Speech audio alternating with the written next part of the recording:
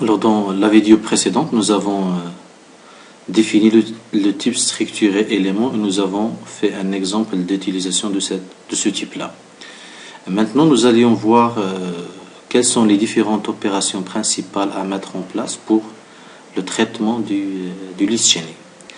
Dans un premier temps, avant de voir comment ça se passe pour insérer un élément, pour l'affichage, pour la recherche et pour la suppression, il est très important de mettre en place une fonction qui teste est-ce qu'une liste elle contient des éléments ou bien elle est vide. Donc nous on va réaliser cette fonction là.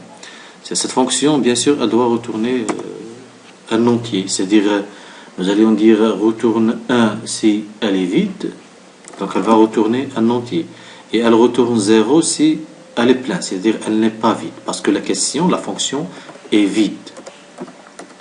Ou bien si je vais mettre et non vide, à ce moment-là, c'est juste pour faire un type de retour qui est significatif. Donc, est vide, si elle est vide, je vais retourner 1. Si elle est pleine, je vais retourner 0.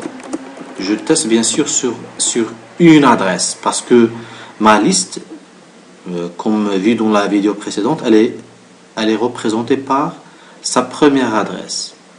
Sa première adresse, c'est un élément. Alors ici, élément, L.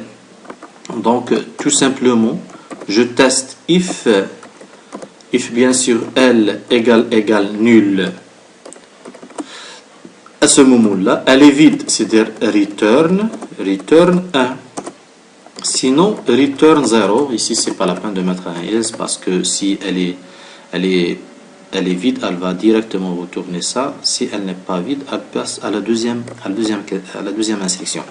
Par exemple, maintenant, je vais mettre élément L. C'est une liste.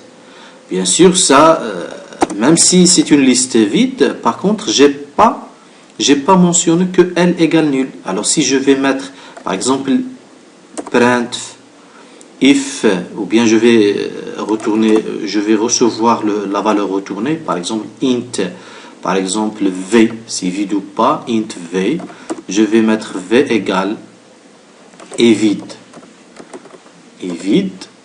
Ensuite, je passe en paramètre le représentant de ma liste. D'accord? Donc ici, print, ou bien je vais mettre if v égale à 1, print ma liste est vide, else print liste pleine. Alors ici c'est un simple test que je vais mettre, sachant que jusqu'à maintenant j'ai rien mis dans ma liste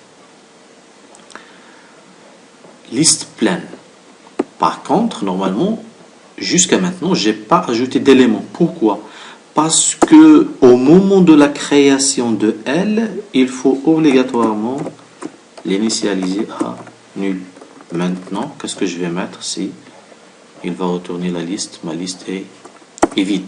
Donc celle-là, c'est une première fonction qu'il faut mettre en place et pour tester est-ce que ma liste contient des éléments ou bien elle est vide. C'est-à-dire cette fonction-là, elle sera très utile pour accomplir les restes des opérations et surtout l'insertion.